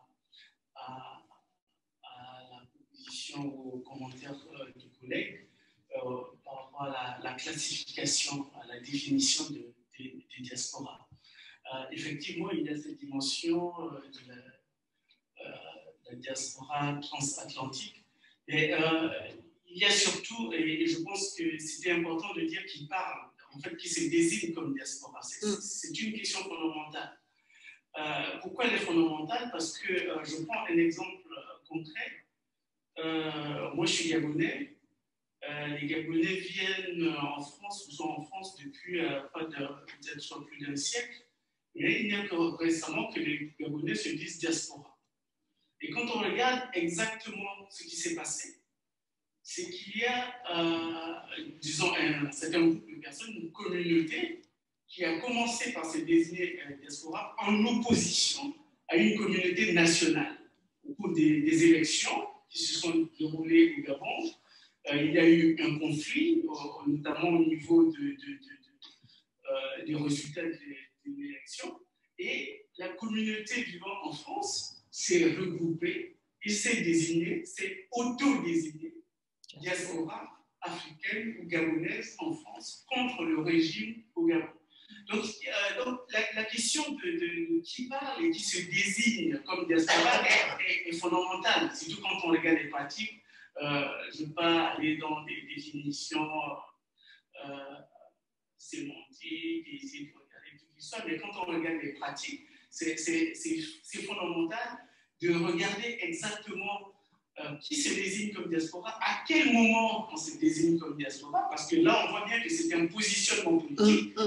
C'est un positionnement politique à un moment précis de l'histoire et que ce n'est peut-être pas pour longtemps, peut-être que c'est, on va dire, c'est par rapport à cet événement-là et peut-être dans une dizaine d'années, ils ne se considéreront plus comme diaspora, ou peut-être que c'est le début d'une construction identitaire. Donc, je voudrais juste insister sur la question que posait déjà le collègue et mettre l'accent sur, du moins au niveau de ces classifications. Merci. Merci. Je voudrais, Jacqueline Bobèche, encore, j'insiste. Je voulais quand même pouvoir poser une question. Il est mis dans le chat. Sur la question, effectivement. Est-ce que je peux parler? La notion de diaspora. Vous m'entendez toujours pas? Oh là là. Qui l'a évoqué en parlant de Christine Chivalon. J'ai bien aimé une phrase qui est issue d'un ouvrage qu'elle a écrit en 2002 sur la diaspora noire des Amériques, réflexion sur le modèle d'hybridité de Paul Giraud. Et elle avait écrit qu'on oublie souvent que c'est à la pensée juive que les études noires et la pratique politique du panafricanisme donnent le terme de diaspora. Et si on peut dater effectivement cette évolution dans le monde francophone et comment l'approprier, il est parti effectivement du monde anglo-saxon, de cette appropriation, et notamment de ceux qui ont pu travailler sur le plan studien dans ces pays-là, parce qu'il faut savoir aussi ces chercheurs-là, d'où ils venaient. Ils sont aussi issus d'une diaspora, donc ils ont aussi poussé effectivement à cette acceptation de cette notion-là, qui par ricochet est venue un peu plus tard, effectivement, dans le monde francophone. Et si je vais plus loin que ça, en 2010, l'Union africaine a décrété la 6e région d'Afrique de la diaspora, et elle incluait toutes les personnes originaires d'Afrique, dont les esclaves, en Caraïbes, etc. Et donc, du coup, à partir de ce moment-là, on était dans ce temps-là également où l'Union africaine, ou même les agences de développement, lui l'a évoqué tout à l'heure, la Banque mondiale aussi dans ces années, ont commencé à faire émerger la notion de diaspora pour évoquer cet élément. Donc, on peut la dater, je dirais, et de comment, effectivement, ces acteurs-là du développement ont commencé à pouvoir utiliser ce terme-là pour identifier une catégorie d'individus dans des actions bien particulières. Autre élément que je veux dire, à quel point aussi dans les avancées, et c'était une question aussi, quel est le point commun entre les Soninké et les Bretons? Le commerce. Oui. S'il vous plaît encore, est-ce que je peux parler? Les crêpes. S'il vous plaît. Tous les endroits où ils se trouvent pour créer une association communautaire. Donc, si dans ce événement, et je vous le dis, je veux dire par brutal, mais je me suis retrouvé à Hanoï en discutant avec l'ambassadeur de France à l'époque des bonnets rouges, qui me disait, texto, j'ai affaire à une diaspora bretonne qui veut revendiquer la question des bonnets rouges. Et l'ambassadeur français qui me parle de diaspora bretonne à ce moment-là. Donc, du coup, il y a eu complètement, je dirais, une appropriation et même effectivement une identification des acteurs d'un acteur. S'il vous plaît, vous voyez ma main, Jacqueline Bobèche. Moi, je pourrais. Vous avez tout à fait raison. Et, vous voyez ma main. Elle est très vite, hein, mais si Christine Chivalon était parmi nous, elle rappellerait cette réflexion sur notamment son travail sur le monde caribéen et toute l'influence de cette notion d'hybridité. Le renvoie bien sûr aux travaux de Paul Gilroy, James Clifford, que je n'ai pas cité là tout à l'heure, parce qu'on manquait un peu de temps.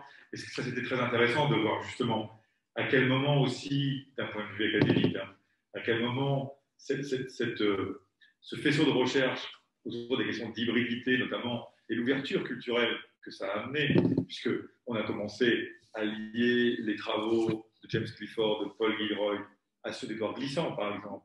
Là, on voit bien là, toute la richesse justement du lien qui a pu être fait à ce moment-là dans la recherche sur les diasporas, et qui, de cette manière, aujourd'hui, est toujours présent, mais encore une fois, peut-être beaucoup plus présent dans le monde anglo-saxon que dans les stades de la recherche francophone, mais les plus jeunes générations pourraient me contredire sans problème sur cette question-là. Moi, je pense que si on doit essayer de ramasser un peu notre réflexion de façon individuelle, moi, je pense vraiment que qu'est-ce qu'une diaspora? Une des premières réponses, c'est de dire est-ce que l'acte de définition est l'objet d'une endo-définition ou d'une exo-définition? Je pense que c'est l'acte premier. Avant de définir, c'est, encore une fois, à quel type de définition on a affaire.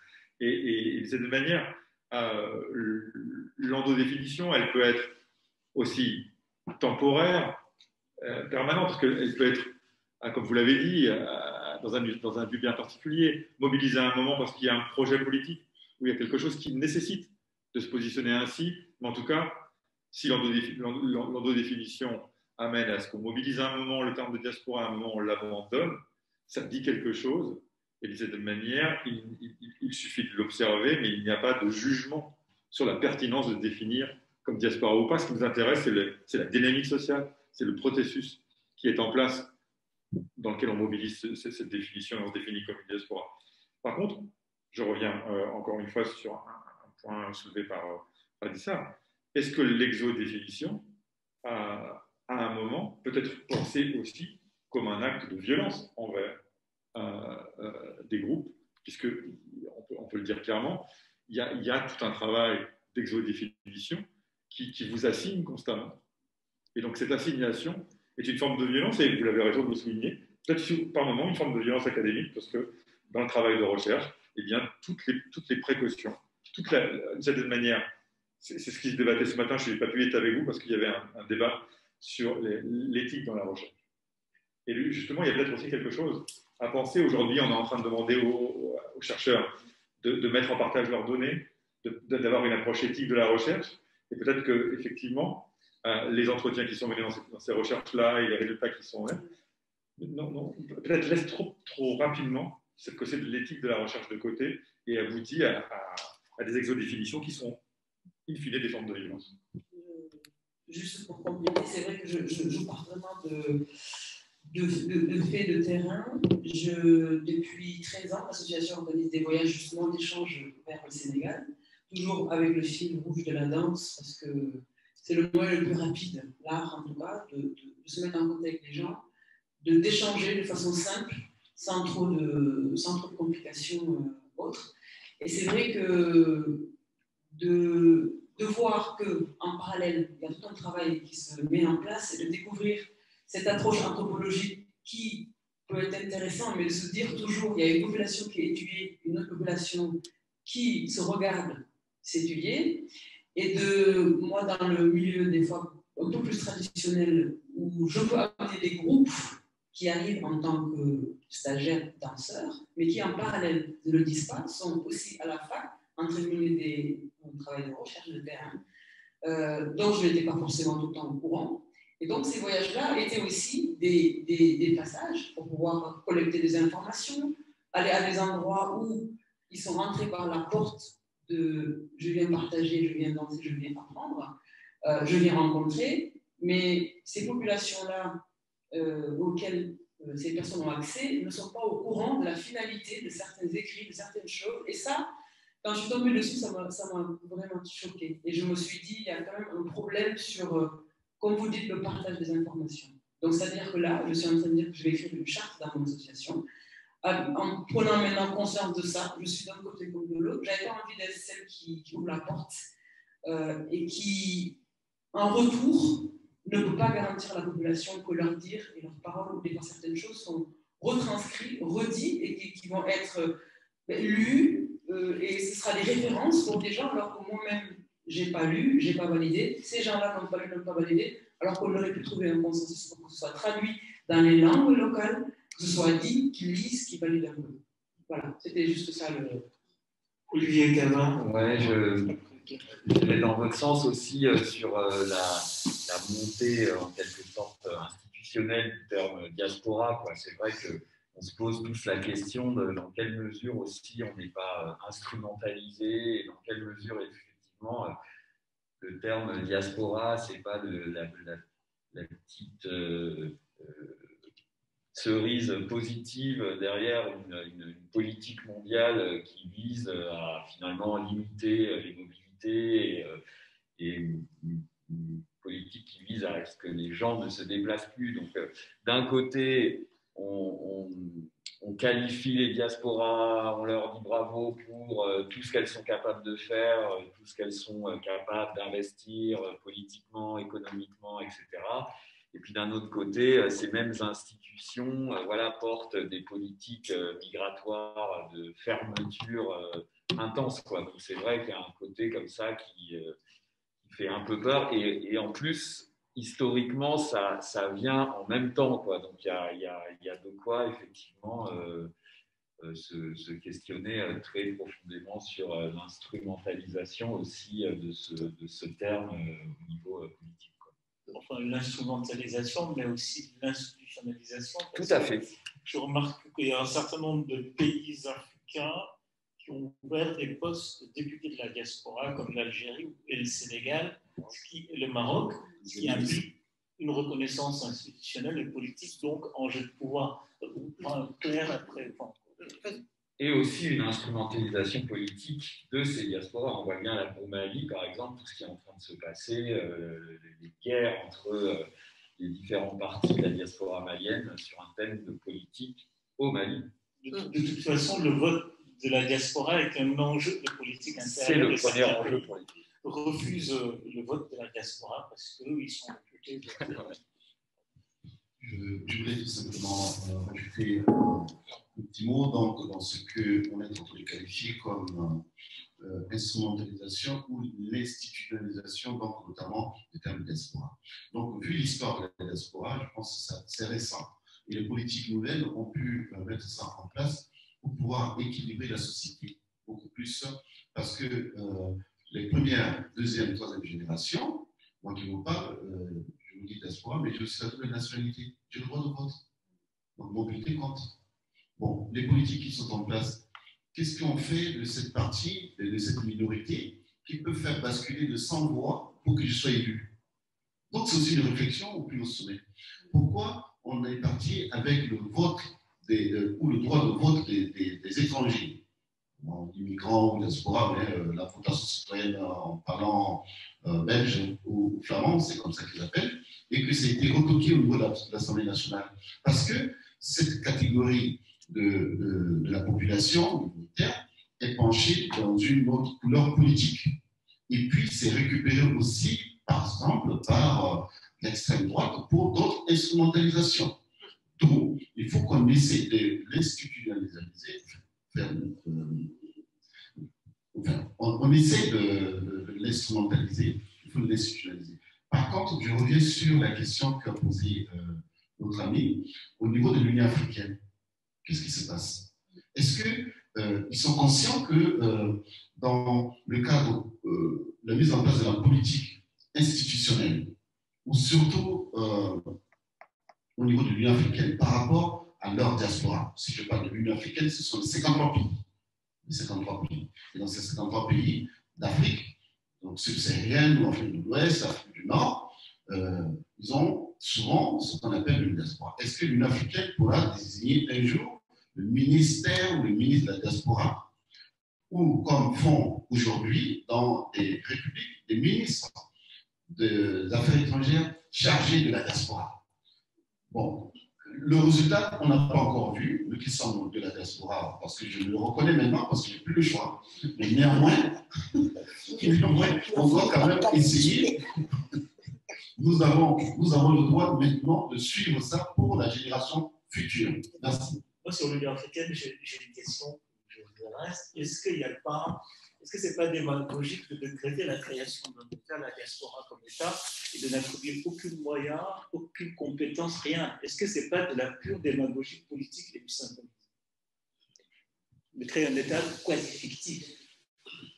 Un État, peut-être pas. En fait, on demande, c'est que... C'est ce qu'ils ont de creuser. Oui, mais bon, après, je pense que ce qui nous importe aujourd'hui, en tout cas, c'est les générations futures. Là, tout à l'heure, Narcisse disait que, en fait, on lui disait qu'il a capitulé, c'est-à-dire qu'on a accepté cette notion qu'on a du mal à définir de la diaspora, mais en même temps, on voit tout autour les réflexions qui sont faites pour amener à ce que justement les gens, peu importe les dénominations, peu importe les positionnements, mais que les gens vivent leur vie, soient considérés comme de la communauté des humains. Je veux dire, moi, je suis quelqu'un qui est vraiment forcément humaniste. Je dis, à côté des dénominations, à côté de tout ce qui peut se faire, il y a des valeurs humaines qui sont là, il y a des vies, il y a des choses qui doivent être faites. Et moi, je suis sur un discours plutôt, pas forcément de l'émotion, mais du vécu. Et c'est ce que nous disait Madame Sarr tout à l'heure, c'est du vécu. Moi, je suis une élue de terrain. Moi, je vis H24 sur justement ces populations-là qu'on peut qualifier de diaspora, mais je vois les difficultés. Je vois aussi comment est-ce que les politiques publiques sont mises en place pour justement faire sortir cette... alors, la notion de diaspora, souvent dans les quartiers, c'est vraiment de la minorité. Mais on voit les politiques publiques qui sont mises en place. Quand on parle de la discrimination positive, on peut toujours en discuter, hein, quand on parle de l'égalité des chances, quand on parle de tous ces dispositifs-là qui sont mis en place par les politiques publiques pour amener effectivement ces personnes-là qui sont venues, qui à un moment donné, le retour est complètement peut-être difficile, mais qui doivent rester là. Et c'est là où on prend le sens de vivre ensemble. Et ces personnes-là, justement, dans le cadre des collectivités, on les accompagne. Il faut qu'à un moment donné, où justement le travail soit fait. Et moi, je salue le travail scientifique qui se fait, parce qu'à un moment donné, on arrive à provoquer la libération de la parole. Parce que nous, on a constaté aujourd'hui que souvent on parle des échecs scolaires. Si on regarde un peu les origines, c'est qu'il y a un problème au niveau, par exemple, familial, des non-dits, des personnes qui ont, peut-être, on lui dit diaspora, mais pour elle ne se voit pas diaspora, elle se dit, j'ai quitté une histoire, je suis venue, j'ai eu mes enfants, j'ai les élèves de point barre. Mais quand on lui dit diaspora, avec cette connotation de pauvreté, cette connotation de minorité, ça ne passe pas. Et d'où, justement, la génération qui vient, il y a des échecs scolaires. Et nous, qu'est-ce qu'on fait, les pouvoirs publics? On se dit, il faut qu'on aille au-delà, parce qu'il y a eu des réflexions scientifiques, il y a eu justement un travail phénoménal des associations, parce que les associations qui sont dans les collectivités sont les relais des paroles, sont des relais de ces libérations de la parole, pour qu'à un moment donné, on puisse penser citoyenne. Parce que diaspora ou pas, on est tout d'abord aussi citoyen. Je comprends votre pragmatisme, mais j'ai une question. Moi, j'observe qu'à un moment donné, il y a une bascule. Vous êtes élu depuis 2008. Moi, si je me souviens, 2005-2008, on parlait des élus de la diversité. Effectivement, l'association va élus. À partir de quand vous êtes passé d'élu de la diversité à élu de la diaspora? Qu'est-ce qui fait la bascule? Alors, moi, je n'ai pas dit que j'étais élu de la diaspora. Non, pas du tout. Vous êtes membre de la Fédération des élus de la diaspora africaine, du Forum de... Alors, oui, effectivement, parce que le travail associatif, c'est un travail associatif. En fait, j'ai l'impression que le langage, je n'arrive pas à suivre. En fait, on passe en France un peu avant, juste après les émeutes de 2005. Donc, le politique, donc le discours de Jacques Chirac décide qu'en France, il y a des minorités visibles. Après, on cesse d'être les minorités visibles pour devenir la diversité. Et là, j'ai l'impression qu'on cesse d'être la diversité pour être les diasporas. Vous, en tant qu'acteur, et qui, à mon avis, vous vivez, vous êtes content, comment vous le vivez et qu'est-ce qui détermine ces changements? Et moi, je rejoins ce que Madame disait tout à l'heure, c'est que les gens voient en nous. Ce sont des études ou des personnes qui nous appellent. C'est pour ça que je vous pose la question. Alors, j'assume dans quel sens? J'assume dans le sens de l'appartenance. Je viens de quelque part. Parce qu'il faut, même si je suis devenue française, mais j'ai des origines africaines. je l'assume. À partir de là, ça me permet, moi, de surfer et avec l'Afrique et de surfer avec la France, qui, pour moi, devient une chance, devient une richesse. C'est dans ce sens-là que je le dis. Effectivement, vous vous êtes rendu compte, c'est au gré des vagues, au gré des années, au gré des positionnements, que les mots changent. Parce qu'on nous parlait effectivement... Est-ce qu'il n'a pas raison, justement? Est-ce qu'il n'y a pas une violence qui implique ces définitions du haut? Mais c'est normal, parce que c'est la raison. Parce qu'eux, ils suivent les évolutions. Et donc, du coup, mais des évolutions politiques, des évolutions, on va dire, anthropologiques, toutes ces évolutions-là, ils sont comme des lanceurs d'alerte, finalement, parce qu'il faut que, justement, on suive. Et ce que Madame disait, c'est que quand elle a connu le mot diaspora, dès qu'elle a quitté son pays, elle est arrivée en France. Moi, pareil, hein. Moi, je ne connaissais pas le mot diaspora.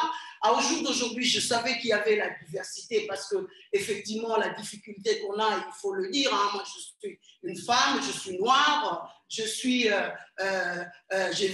venue d'ailleurs.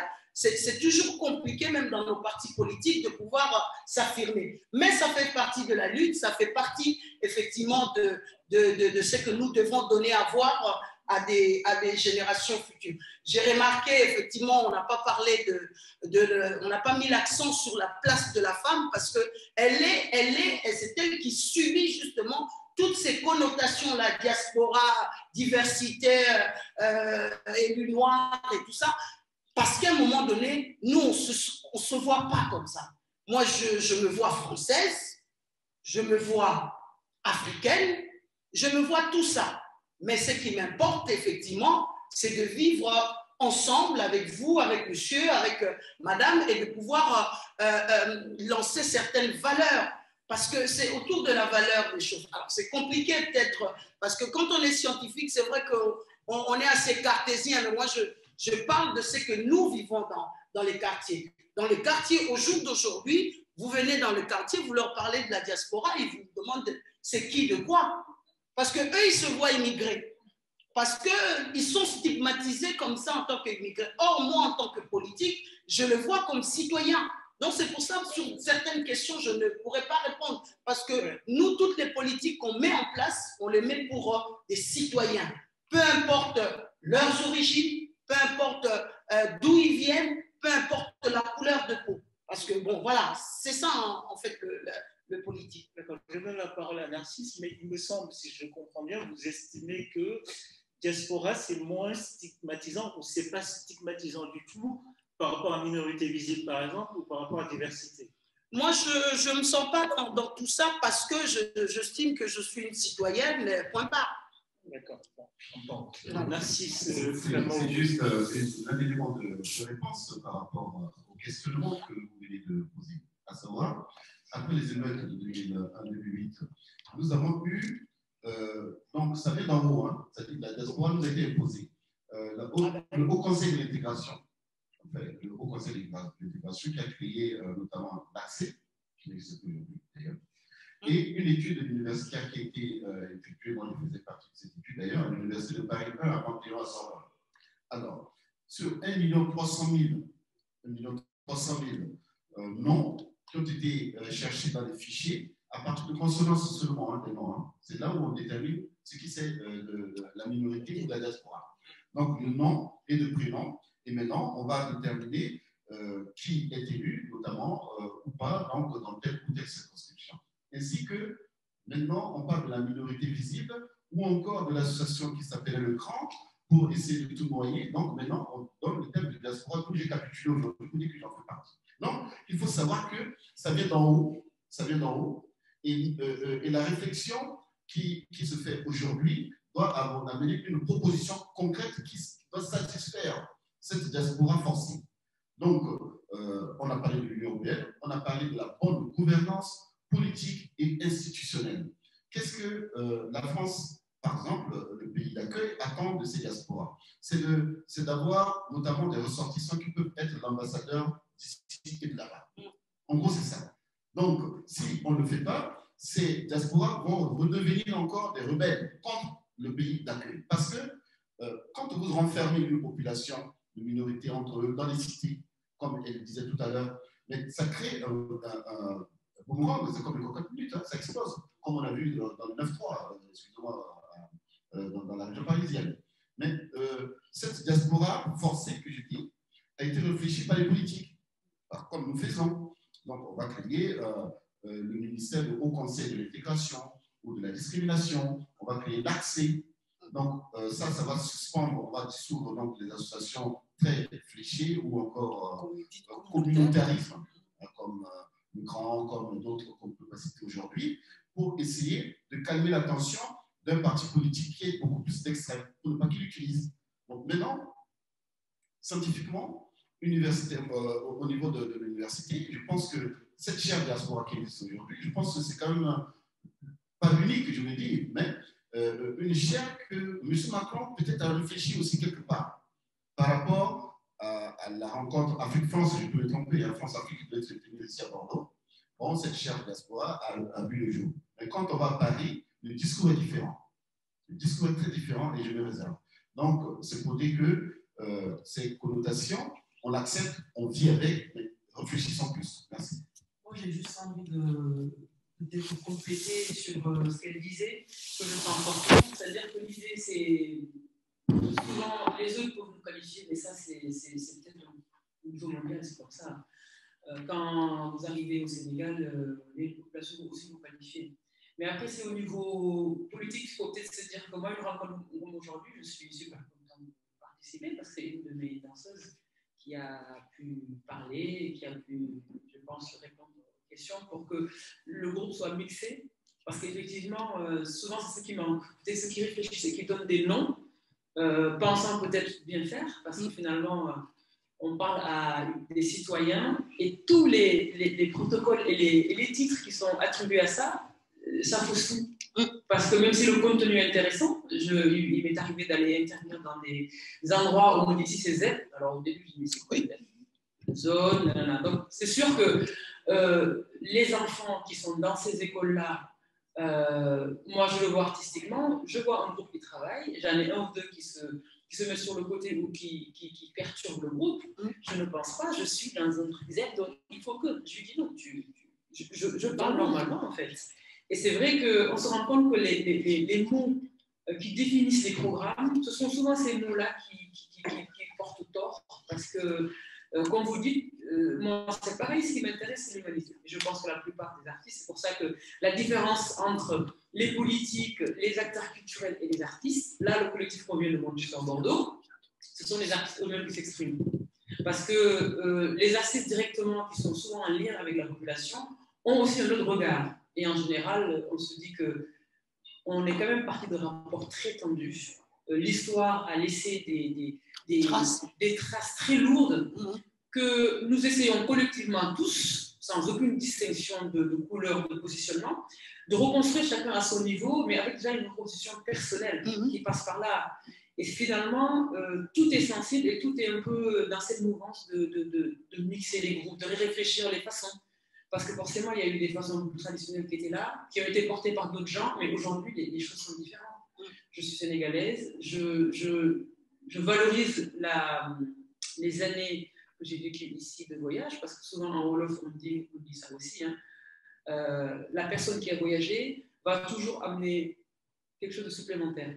Ce qui fait qu'on peut naviguer entre les deux, mais dans une idée que les choses restent à leur place, à part où il n'y a pas trop d'énervement autour, avec des intérêts différents pour les uns et les autres. Ce qui est sûr, c'est que on peut se faire appeler par plein de noms, mais quand on reste persuadé qu'on fait partie des gens qui parlent, des gens qui décident, des gens qui sont au courant, ça change tout. Mais quand tout est décidé en marge et qu'on nous donne derrière, c'est un peu compliqué.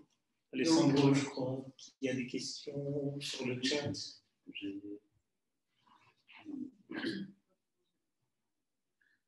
Il y a eu 3 questions depuis la chat et je vous les lis. Donc, la première de M. Bozzolo. En écoutant tous les intervenants, je me pose la question de savoir s'il y a bien une différence entre l'immigration et la diaspora, entre les immigrés et les diasporiques. Je vous lis tous les 3 questions, comme ça sous la table. Ensuite, toujours Bosolo, peut-on dire que la diaspora est un groupe d'étrangers qui vivent dans un autre pays que leur pays d'origine? Après, on pourrait intégrer leur mode de vie, leurs tendances, la relation d'intégration dans le pays d'accueil et surtout leur relation avec leur pays d'origine. Et puis, il y a Madame Jacqueline qui voulait bien nous présenter un peu son expérience. On a un problème à amplifier le son de l'ordinateur, donc on lui a demandé de nous raconter un peu ici dans la chat.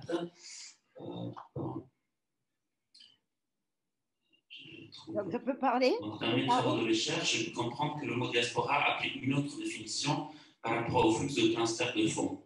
Nous prenons nous aussi la même définition que la Banque mondiale, que le CDE. Ces flux sont entrés dans la coopération internationale. Une autre vision par les G5 et la Banque mondiale sur le terrain. Les acteurs ne se reconnaissent pas dans la diaspora. Voilà. Bon, je pense que ça rejoint un peu la discussion, mais bon, c'était des points qui venaient de... Mais est-ce que je peux parler? Est-ce que vous m'entendez? Non, mais non, pas au nom d'une institution, mais plutôt au nom de...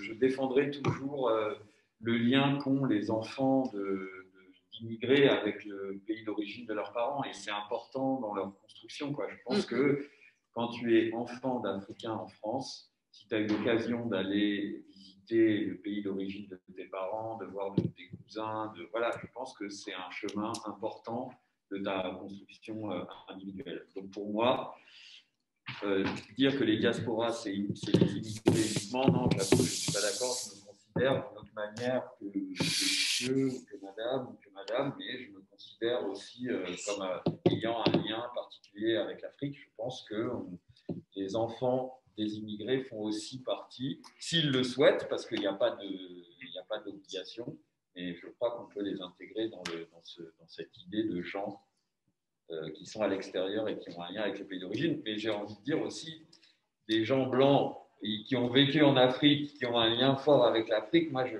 pense qu'ils auraient tout à fait leur place aussi dans un... Enfin, heureusement que ce n'est pas une histoire de couleur, quoi. Je répondrai à M. Bosolo que la diaspora ou l'immigration, les étrangers dont il parle, mais je pense que c'est la même chose. Quand on est immigré, il y a juste les étapes des formalités administratives qui changent. Quand tu es régularisé en tant qu'immigré, tu restes. Quand tu restes, tu as des enfants ou notamment tu n'as plus la nationalité de ton pays, le cas de l'immigré politique par exemple. Donc, tu ne peux plus repartir chez toi. Tu as 10 ans avant de repartir chez toi. Entre-temps, pendant les 10 ans, tu fais partie de la communauté ou de la diaspora.